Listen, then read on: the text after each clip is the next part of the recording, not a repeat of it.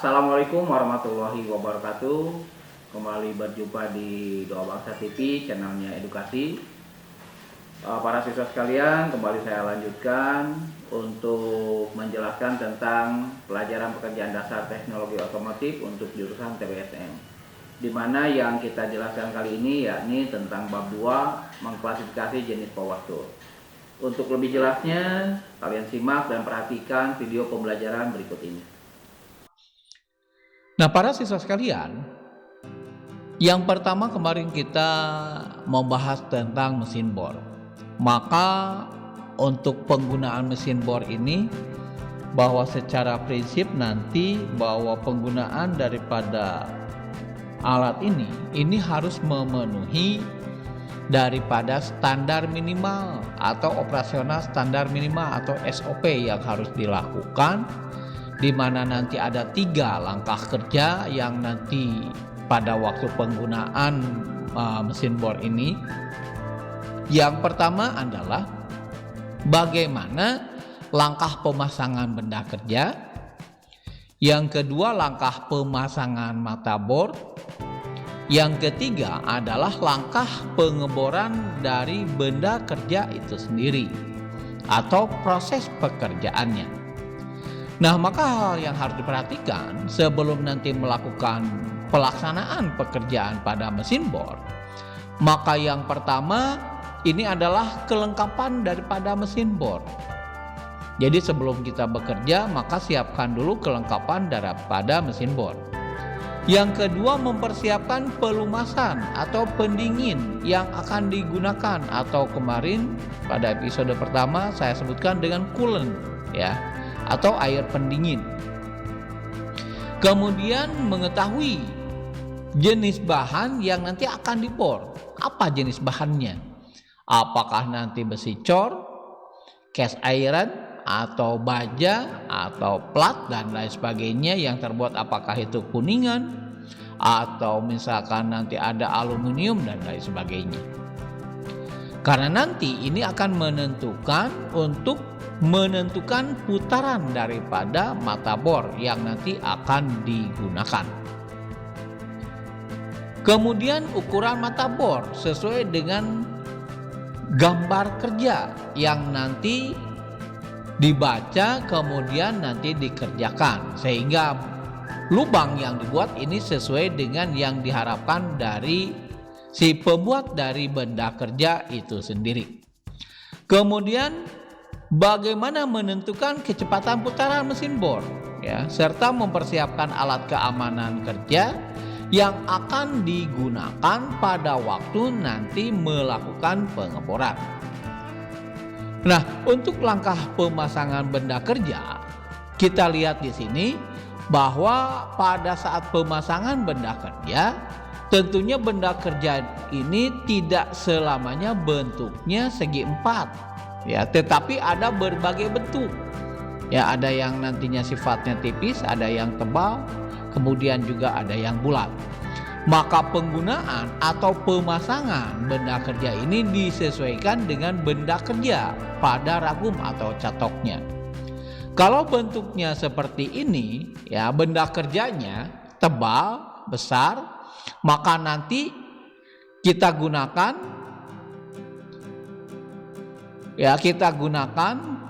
penjepit dengan menggunakan paralel strip ya.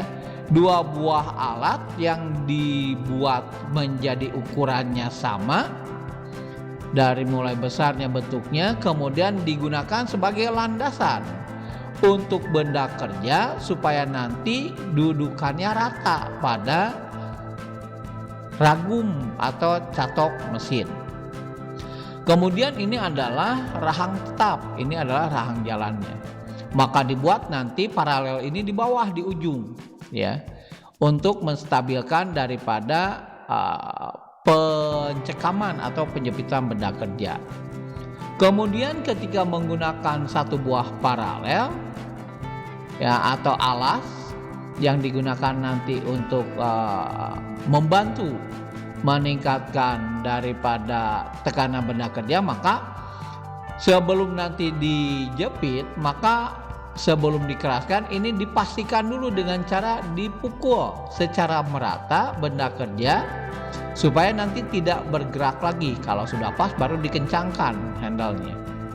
Kemudian apabila benda kerjanya bulat, maka salah satu cara penjepitannya yakni dengan menggunakan satu alat yang disebut dengan V-block, yakni blok atau dudukan yang bentuknya V yang digunakan untuk dudukan daripada benda kerja yang sifatnya bulat, ya, yang terdiri dari beberapa bagian.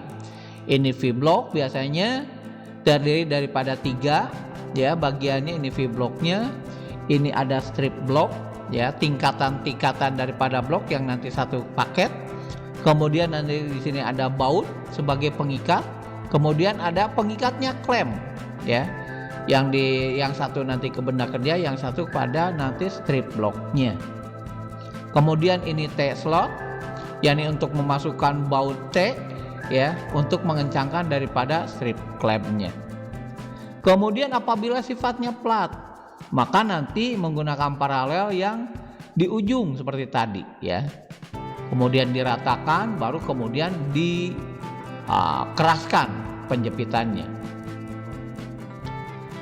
Nah, para siswa sekalian, berikutnya bagaimana yang kedua ini pemasangan mata bor. Nah, kalau kita lihat pemasangan mata bor ini, setelah kita tentukan mata bor yang akan dipakai, maka yang pertama buka cakbor dengan menggunakan kunci cak, ya, atau cak key yang biasanya ada dalam mesin, merupakan satu paket, ya. Ini dibuka, ya, untuk mengendorkan, kemudian masukkan, ya, daripada bornya itu sendiri, dudukannya atau lengan bor masuk ke dalam cak atau penjepit, kemudian dikencangkan. Kemudian ini seperti pada contoh diperagakan bagaimana proses pembukaan dan pengencangan daripada kunci cak. Nah, ini lebih jelas lagi. Ini cara memasukkan mata bor, kemudian ini caknya dibuka. Ini adalah dudukan kuncinya, lubang ini, nanti diputar kuncinya. Kemudian yang ketiga, langkah pengeboran.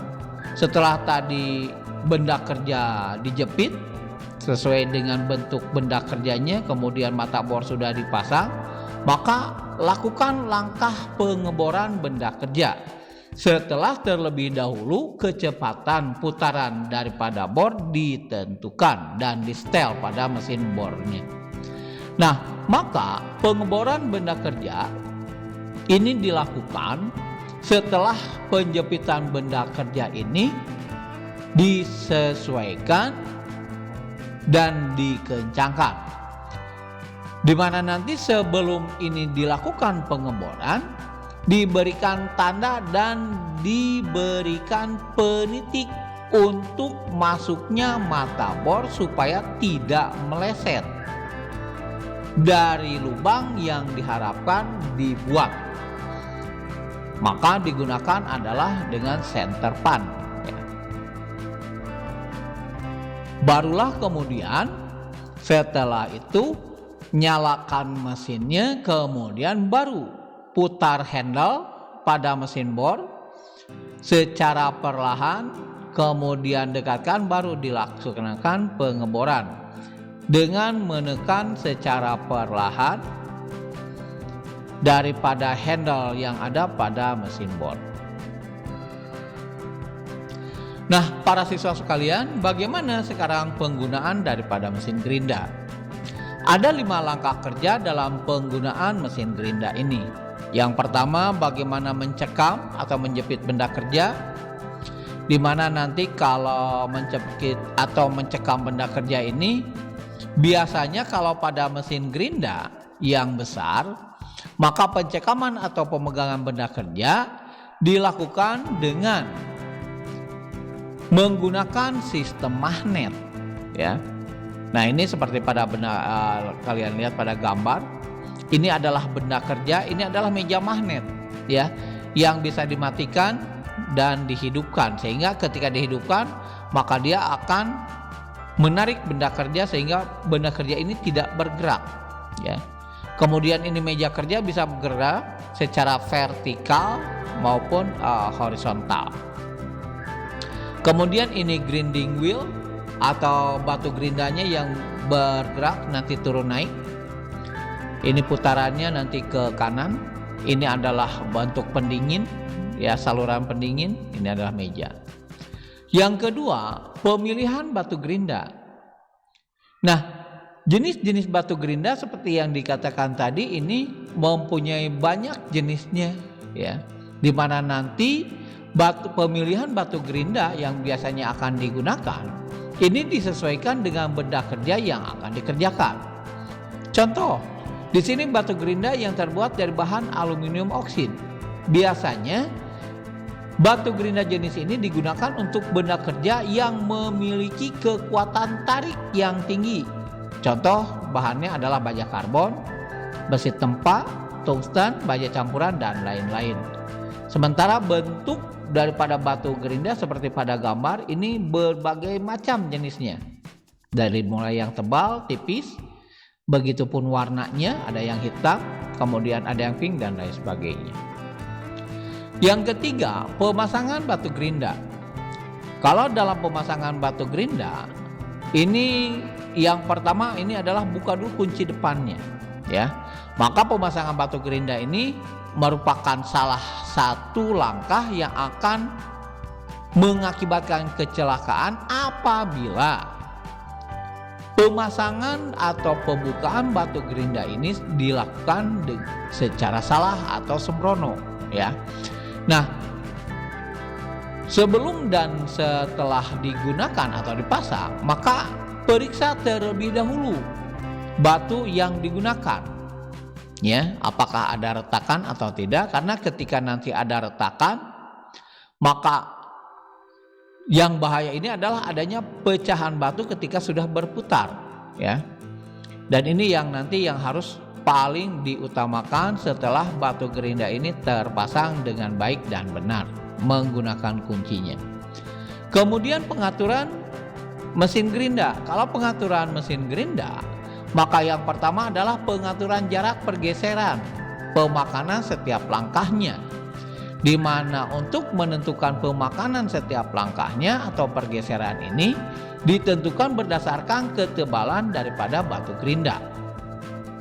Untuk yang pemakanan kasar, biasanya ini adalah 2/3 dari tebal batu gerinda. Yang kedua, untuk menghaluskan, ini biasanya 1/4 sampai dengan 1/3 dari tebal batu gerinda. Kemudian untuk yang halus atau halus sekali, maka penyayatannya ini 1/10 sampai 1/5 tebal daripada batu gerinda.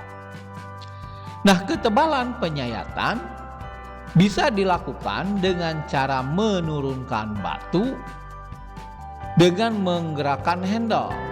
Maka penurunan batu ini atau istilahnya ketebalan penyayatan, maka kalau yang kasar ketebalan penyayatannya adalah 0,0025 sampai dengan 0,03 mm, ya, untuk yang jenis kasar.